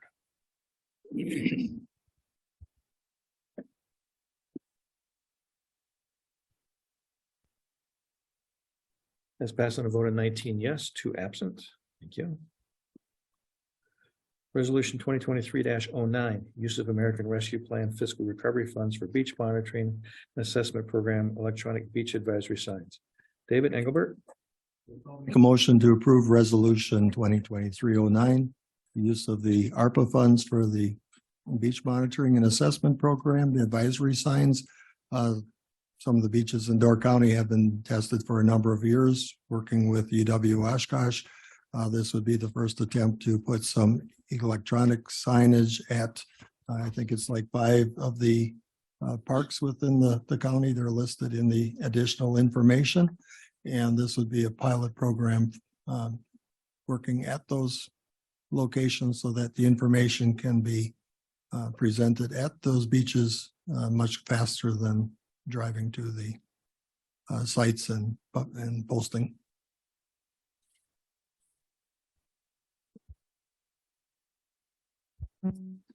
Elizabeth? Sorry. I just wanted to say I'm thrilled with this. I'm an avid swimmer, out at the beach mostly every time I can get a chance. And I've had to play the game because I know the water doesn't look good. The sign doesn't go up for 2 days and then it's clear by then. So we've been open water swimmers and been gambling and trying to figure it out. So the signage has not been useful the way it's been. So I'm thrilled with this option, and it's going to be at my favorite beach, one of my favorite beaches. So I'll give it a shot and look forward to it. Thank you. Great. Thanks. Dave? Just a simple question. The dollar amounts referenced, is that for all signs or each sign? So we're looking first for a number not to exceed at this point in time, mainly because the install costs can change. Right. But in general, you could look at a fee of approximately $6,000 per sign, that being installed, and then the operating cost for that. What I'm really asking then, I guess, is that annual fee is per sign. Correct. Okay. Yes. Anybody else? I'm sorry, just for reference, the 3 of the communities are all taking it to their committees in terms of them providing support as far as the annual cost and the power for it. David? The finance committee meeting, and then to note also that the community investment fund may be looked at as a source of money for these. One thing that wasn't asked at the committee, how often are these beaches tested, or the other ones that aren't going to have this electronic signage? Are they once a week, twice a week? How often are they They're tested? they're pretty much tested every day. Every day? Yes, Okay. except for on the what they will do is there's a positive result on a weekend. They'll on a Friday, they'll go back on a Saturday to verify it. So I believe Sunday is the only day that's not formally tested, unless there's a recurring bad sample, then they'll go out. Okay, thank you. Dave? And actually, it dawned on me to ask, these are obviously not locally turned on and off to the different settings. It's through a process of some sort. Sure, the units themselves, it's just hard to see. There's actually a cellular connection or shortwave connection where they're updated. So you actually can update it via computer or via an app on your phone. Yeah, so it's not, because the testing can't be done on site, right? It's a test, take it back to a lab or something. Correct. Like that, That right? is So, correct. so it's not a case of on site, oh crap, turn on the light. Nope. It does get, when the test is done, somebody enters a piece of software and accesses it. Correct. So I'm on two committees that looked at this, Land Conservation and then Health and Human Services. One of the reasons why I was really for it on both committees and still am is Public Health, as an example, has a website where you can look up what the beaches are. But a lot of locals don't realize that, or not necessarily will look or know where to look. And it's almost a guarantee that most tourists don't look. So the reason why I'm still very, very for it is, for lack of better terms, it's idiot proof. Anyone can go and see green, it's safe. I mean, right, that's fair. But I mean, if they see red, you know, hopefully they know that, you know, green means go, red means stop. It was also asked why this isn't at, for instance, Peninsula Park, and that's a state one, so we have no control over that. The parks that were picked, for the most part, are popular places to swim or go in the water. So, I mean, I'm still very, very for it. And one of the reasons why I asked for the info to be sent to when I first saw it in Land Conservation, was to add to the Health and Human Services Committee, is because it's definitely a public health interest. So thank you. Thank you. Vinny? I'm definitely for it too. And I just wanted to point out that it's a little bit misleading on the picture. It talks about beach warning lights as an example, and it gives wind and weather conditions to swim. But this isn't going to do that, right? It's going to just do the bacteria testing and the testing that's happening at UW Oshkosh. So I just want to clarify that in case people see it and think it'll talk about all kinds of weather conditions. No, you're 100% correct. And I should have mentioned that, but the sample that they have are as a picture. So this would be the first time that they're actually using this signage, but it fits well, but they will actually update it, obviously, for the water testing. So. Bud? I heard Dave make the motion here, but it says Logger on the board. Whom am I seconding here? Well, Elizabeth pushed the button first. That's why it shows up on here. Right. So you're seconding her motion, yes. We need some more idiot proofing here for us, for myself. No, then green means go, obviously not. I'm not talking about that. I'm talking about this. Right? All right, Bob? Sorry. Thank you, Mr. Chairman. Can you remind me, Ken, there was some talk about possibly in 2 or 3 languages. Is that still part of the mix? And then the other thing, I also realized that maybe, you know, given the size of the sign, because I mean, and we don't want signs bigger than they need to be, the smaller the sign, the better. I mean, I would like to see the sign smaller than this even, because the light is all that people need to see, really, right? But I'm wondering if, and this, I guess I'm just thinking out loud, but if we don't have room to write it in different languages, that maybe there's some sort of a QR code or a phone number to call or a web, you know what I mean? It's whatever kind of reference it could be that could also, I'm just trying to think of like people who might not speak English as their first language, at least be, and we only pick 1 or 2. Well, then maybe there's a third language, you know what I mean? So any kind of consideration we can give to more of a generic, like where they can get their resource without making a bigger sign, I guess is what I'm getting at. Thank you. Okay. Duly noted. Anybody else? We will go to the voter board. 2/3 vote. 2/3 vote required.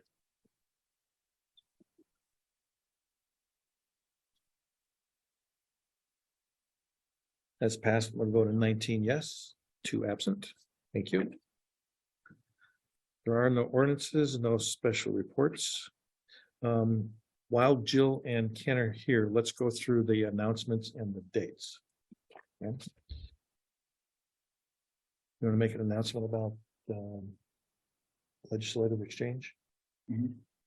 Yeah, last month I asked for you to raise your hand if you wanted to go to legislative exchange, and there was 5 hands raised, and stupid me didn't write those 5 names down, so I'm missing one of you. I have you, Hugh, I have Claire, I have David, and Bob. I'm missing one. Nobody here today is probably that one, correct? I think it's Roy. So I think it's Roy. Anna Roy, yeah. Okay, that limits it down. Thank you. Okay.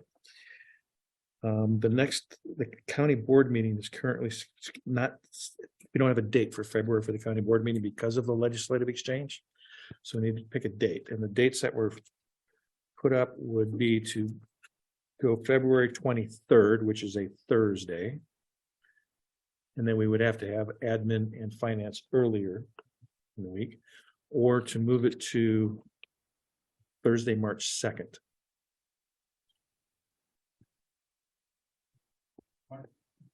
Go ahead. Okay. So a couple of us might be gone for that. Okay. Just FYI. In that case, does the 23rd of February work for everybody? Not for July. No, no. Friday the 24th. Finance already set for the 21st.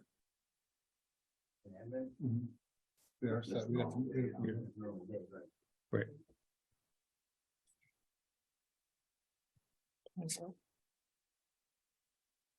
Friday the 24th.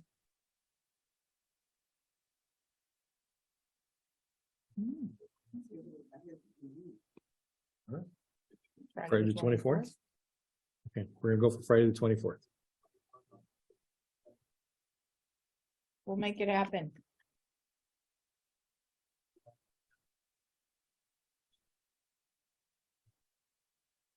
Or March 3rd.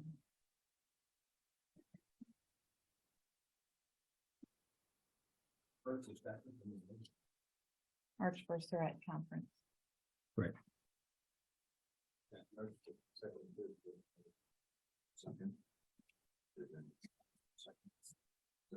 That's the conference. No, yeah, that's his contract. The land and water conference is the first to the third, which I think the morning, I'm just doing it up here, but I think the Friday morning is still, it's only a morning, but still, you're then you're down. Yep. That Yep. conference does stand up, I would go through. We're just gonna have to make it happen, or we move admin and finance up Monday. Does that give us one more day? Is that? Okay, so it looks like we're gonna go with the 24th, and then we will get with admin and finance and look at changing dates for that. Yes. Earlier Earlier than. Because I'm probably gonna do, but that's fine. We can go earlier than- Well, we just do 10, so as not to confuse our winter months. We'll just keep it at 10. Yeah. Right. for that reason.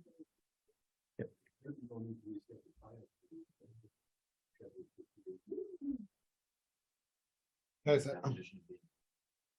okay, so again, this is for admin and finance. We have them scheduled already for Tuesday, which we can leave because technically we can still get the agenda done either Tuesday afternoon or Wednesday morning. But just realize then that you're also getting your packet a day and a half before. So as long as you're comfortable with that process, that's the only thing we try to do is give you a little bit more time to review your packet. So if you're fine with that occurring, we'll leave those meetings there. Just know you're gonna get you'll probably get your packet Wednesday morning. Just take the time to review before Friday, you're fine.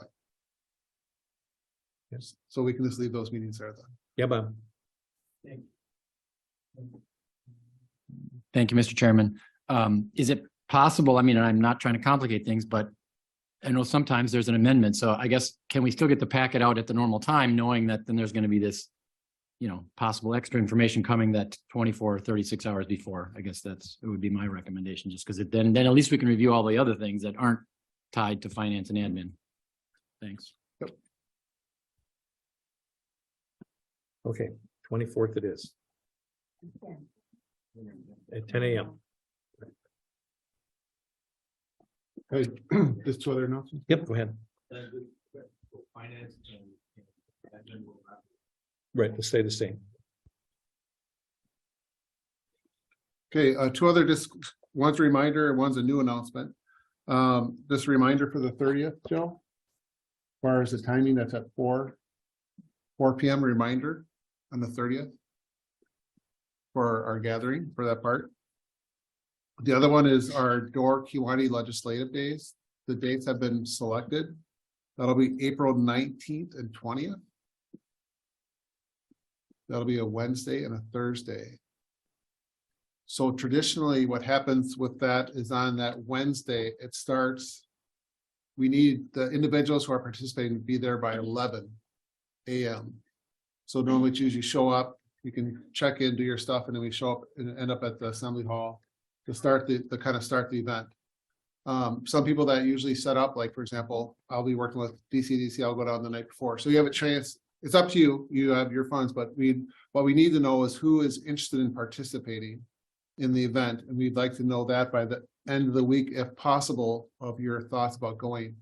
The main reason for that is I'm working with DCEDC on a block of rooms. So again, what we'd like to know is you're gonna go down the night before, so a 2-night or the single night. And well, obviously first, are you going? And then what's your intention in terms of staying down in Madison? But again, the event itself does not start until approximately 11 o'clock on that Wednesday. We do our standard day activities. If you're familiar, we'll start the assembly hall. You do some meetings with the legislators in the afternoon. Usually there's a reception in the evening. Then the following morning, there's breakfast that's set up with some of the legislators. Then there's some additional lobbying, some of our state agency meetings, and we're done by approximately noon on that day. So that's kind of the layout. But if you could look at your calendars and please let Jill know by the end of the week, it'd be greatly appreciated. Again, if you change your mind, we can accommodate, but I guess what we're trying to do is make sure that we have enough blocker rooms for individuals on the county board that want to attend. April 19th and 20th. That should be a Wednesday and a Thursday. Todd? You know, what's our top 5 topics, or what are we going down in the lobby for? Do you have any idea? I guess that would kind of help make the decision if you felt. No, so we don't have any of the topics. So it's actually the press release is going out today. And then as part of the press release, there'll be the call for topics. So individuals from both counties can start submitting those topics, and then those topics are refined usually during the first 2 weeks of February. Bob, go ahead. Thank you, Mr. Chairman. Are we done talking about DK days? Okay, I don't know if this fits under ordinances or special reports, but I guess I just want to ask, I guess, as a county board member, that maybe at a future meeting sooner than later, we would have maybe a little bit of a presentation on how RPC works and how ordinances are changed. I kind of feel like I've never been on RPC, so maybe that's, you know, I mean, I don't have that experience, but I guess that's the perspective I'm bringing is of someone who hasn't been on RPC, but has been on the county board for a couple of terms and still feeling confused and a little bewildered by some of these processes.